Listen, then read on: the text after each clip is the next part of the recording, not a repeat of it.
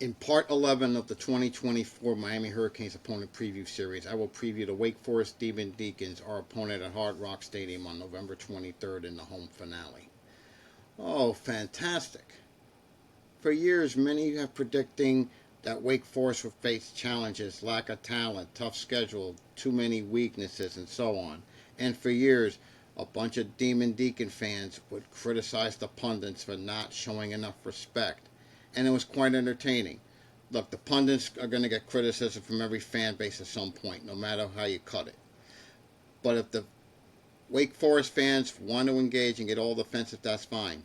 So the pundits finally decided to show a little support and give last year's team the benefit of the doubt, despite some glaring warning signs. What happens? They go 4-8. They have a lackluster offense and a terrible season from the offensive line and a myriad of issues with injuries and inefficiency. Now, this year's team is facing just as many challenges and uncertainties. Can the offensive line significantly improve? Can the thin positions of skilled players step up? Can the team recapture the magic that led to 6 winning seasons in 7 years? Take away 20 and COVID. We all know what happened there. Under head coach Dave Clawson. The schedule looks favorable. There's a solid core of returning players. And for a program that has had only 39 winning seasons in 116 years of college football, it's time to secure more victories and provide this group of fans with more excitement. Now let's take a look at Wake's offense in 2024. With Hartman transferring to Notre Dame, their offense struggled, and they couldn't find any rhythm last year. Situation was shaky because the offensive line was horrific and it was porous.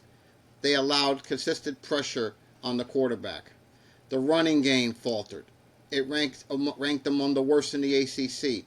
After a stellar 2021 season with 11 wins and 574 points scored, the team's offensive output declined to 469 points in 22 and 243 last year, mostly concentrated in the first 3 games. Now, while offensive coordinator Warren Ruggiero and Dave Clawson are still capable, the offensive line must step up.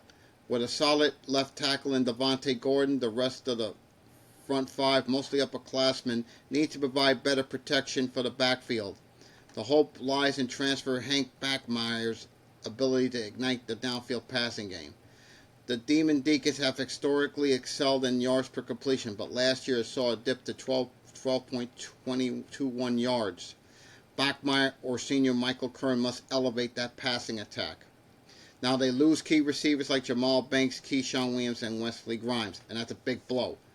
But you get veterans like Taylor Morin and Cameron Height to fill the void.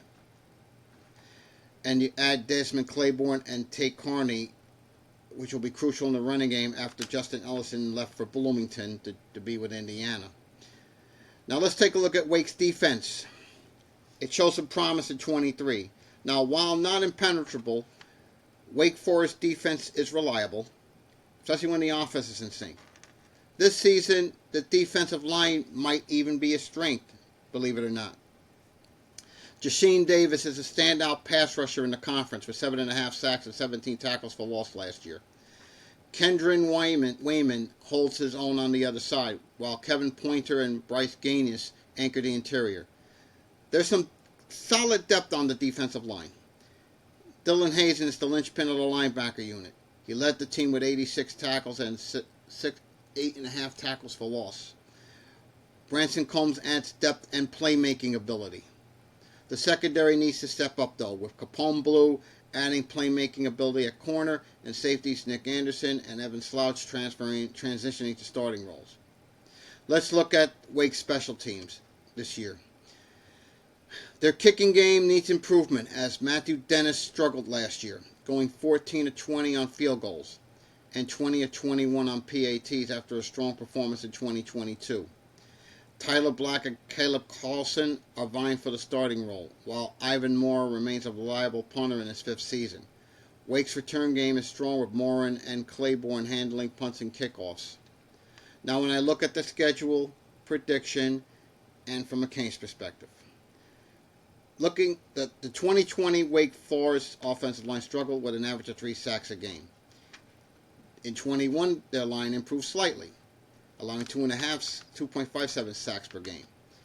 The 2022 line regressed with 2.92 sacks per game allowed, and last year it allowed 4.08 sacks per game and 91 tackles for loss.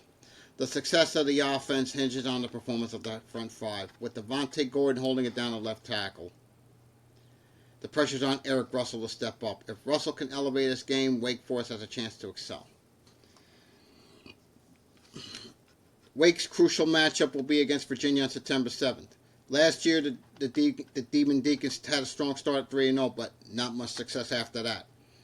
This year, they aim to kick off the season with a win against North Carolina A&T before taking on Virginia in their ACC opener. While there are winnable games ahead, reaching 6 won't be easy without securing this important win against Virginia at home. Now I look at it from a Canes perspective. We're coming off a second bye week. When we get there are 2 bye weeks this year. This is a game in the home finale on Senior Day, we need to take care of business against a rebuilding Wake team and not take them lightly. This should not be close, and I feel it will not be close.